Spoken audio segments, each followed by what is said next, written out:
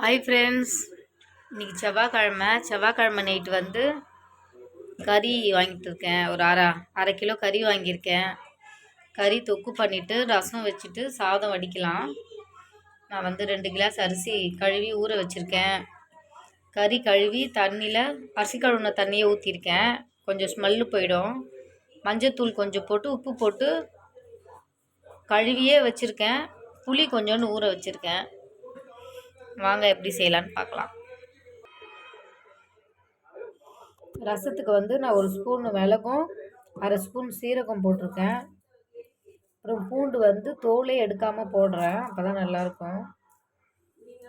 கொஞ்சமாக கருவேப்பிலை,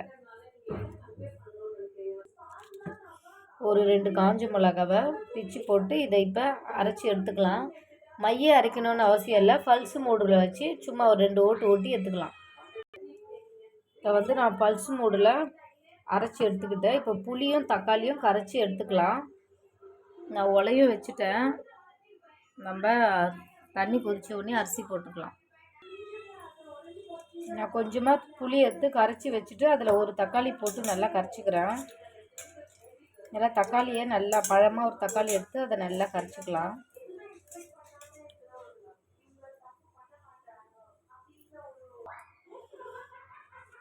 நான் வந்து புளியும் தக்காளியும் கரைச்சி தண்ணியிலேயே மிளகு சீரகம் போட்டு அரைச்சோம் இல்லைங்களா, அதையும் கலந்துட்டேன். நான் ஒரு 1/4 ஸ்பூன் மஞ்சள் பொடி போட்டுக்கிறேன். பெருங்காயத்தூளும் நான் இப்பயே சேர்த்துக்கிறேன். தண்ணி கொஞ்சம் இதில் சேர்த்துக்கலாம். அப்படியே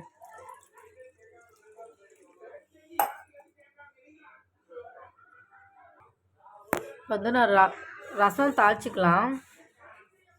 அதுக்கு சும்மா 1 ஸ்பூன் எண்ணெய் ஊற்றிருக்கேன். இப்போ கடுகு சேர்த்துக்கிறேன். கடுகு நல்லா பொரியுது. ஒரே ஒரு காஞ்ச மிளகா கிள்ளி சேர்த்துக்கிறேன்.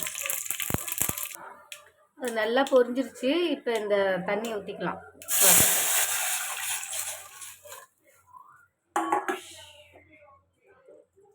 இதில் நான் இன்னும் கொஞ்சம் தண்ணி சேர்த்துக்கிறேன்.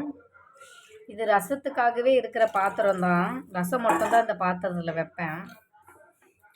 இப்போ இது கொதிக்கக்கூடாது. நுரை கட்டினோடனே நம்ம கொத்தமல்லி மட்டும் போட்டு இறக்கிடலாம். நான் இன்னும் கொஞ்சம் தண்ணி ஊற்றிக்கிறேன். இங்கே வந்து உலையில் அரிசி போட்டுட்டேன். நம்ம அடுத்தது சிக்கன் கிரேவி எப்படி பண்ணுறதுன்னு பார்த்துக்கலாம். நம்ம சிக்கன் கிரேவிக்கு எண்ணெய் ஊற்றிக்கிறேன். நான் பட்டை லவங்கலாம் எதுவும் போடலை, வெறும் கடுகு உளுந்து தான் போட்டு பண்ண போகிறேன். அம்மா வீட்டில் அப்படி தான் பண்ணுவாங்க, நல்லாயிருக்கும். நம்ம வந்து கரம் மசாலா அப்புறமா சேர்த்துக்கணும். அதுலேயே அந்த கிரேவி வாசனையாக இருக்கும். அதனால் பட்டை லவங்கம் போடல, வெறும் கடுகு உளுந்து தான்.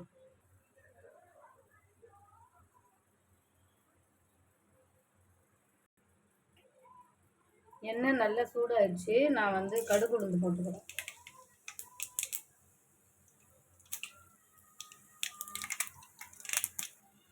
கடுகு நல்லா பொரிஞ்சிருச்சு. நான் இப்போ வெங்காயம் போட்டுக்கிறேன்.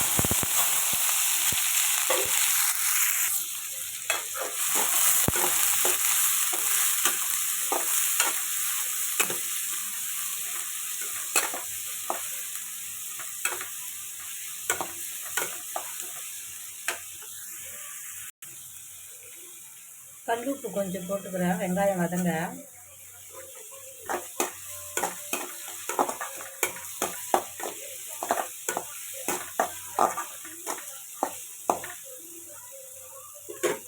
வெங்காயம் நல்லா வதங்கினோடனே தக்காளி சேர்த்துக்கலாம். நான் இப்போ 1 ஸ்பூன் இஞ்சி பூண்டு பேஸ்ட்டு போட்டுக்கிறேன்.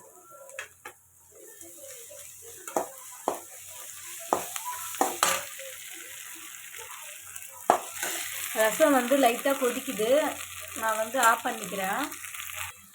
ரசத்தில் வந்து கொஞ்சமாக கொத்தமல்லி போட்டு கொஞ்சோண்டு தண்ணி ஊற்றி நான் தட்டு போட்டு மூடிக்கிறேன். அப்போ தான் வாசனையாக இருக்கும். இங்கே வந்து சாதம் வெந்துட்டுருக்கு. இஞ்சி பூண்டு பேஸ்ட்டு பச்சை வாசனை போனதுக்கப்புறம் தக்காளி சேர்த்துக்கிறேன்.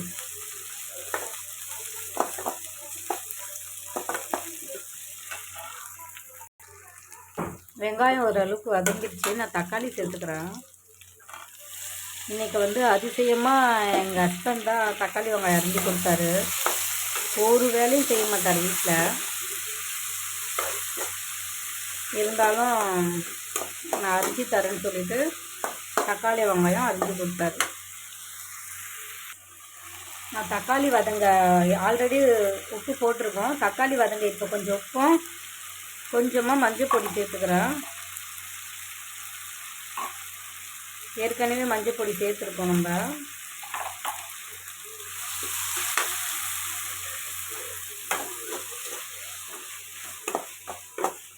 பசங்க டியூஷன் போயிட்டு வந்துட்டாங்க. சூடாக சாதம், ரசம், சிக்கன் கிரேவி வச்சு சாப்பிடுவாங்க. எக்ஸாம் வேறு நடக்குது பசங்களுக்கு இன்னிலேருந்து. தக்காளி நல்லா வதங்கட்டும். இப்போ நான் வந்து தக்காளி வெங்காயம் ஓரளவுக்கு வதங்கிடுச்சு. நான் கறி போட்டுக்கிறேன். நான் அப்புறம் மசாலாலாம் சேர்த்துக்கிறேன்.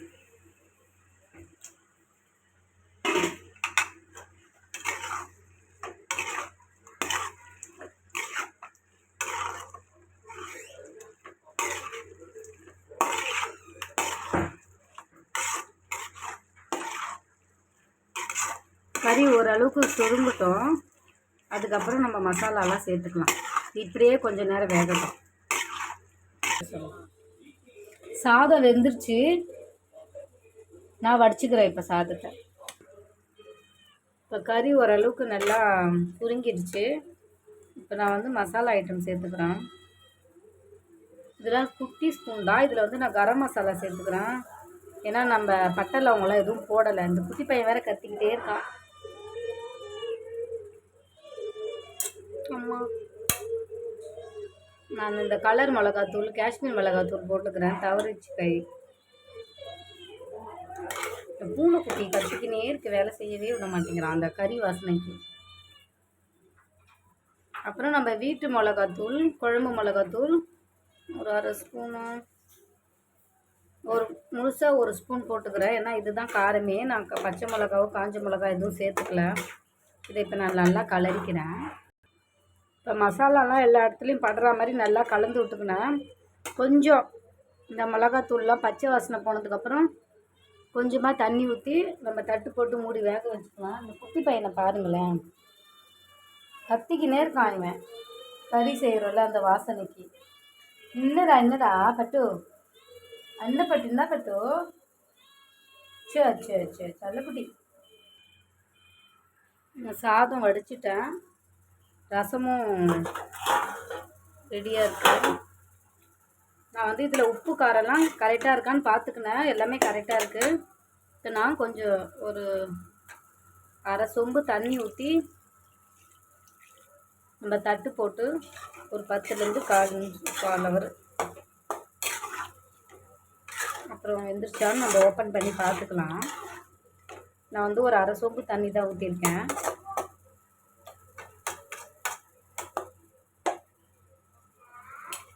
இப்போ வந்து இது ஒரு 10 நிமிஷம் மீடியம் ஃப்ளேமில் தட்டு போட்டு மூடி வச்சுக்கலாம். அப்புறம் திறந்து பார்க்கலாம் ஒரு 10 நிமிஷம் கழிச்சு. 10 நிமிஷம் ஆயிடுச்சு. ஓரளவுக்கு தண்ணிலாம் சுண்டி இருக்கு. இன்னும் கொஞ்ச நேரம் இன்னும் ஒரு 5 நிமிஷம் மட்டும் வச்சுருந்து ஆஃப் பண்ணிடலாம். என்கிட்ட கொத்தமல்லி இல்லை, காலி ஆயிடுச்சு. கருவேப்பிலை போட்டு இறக்கிடலாம் நம்ம. சூப்பராக இருக்குது. நான் டேஸ்ட் பண்ணி பார்த்துட்டேன். காரம் உப்பு எல்லாமே சூப்பராக இருக்குது. இன்னும் ஒரு 5 நிமிஷம் மட்டும் அப்படியே இருக்கட்டும். நாங்கள் சதை பீஸே சாப்பிட மாட்டோம் சிக்கனில்.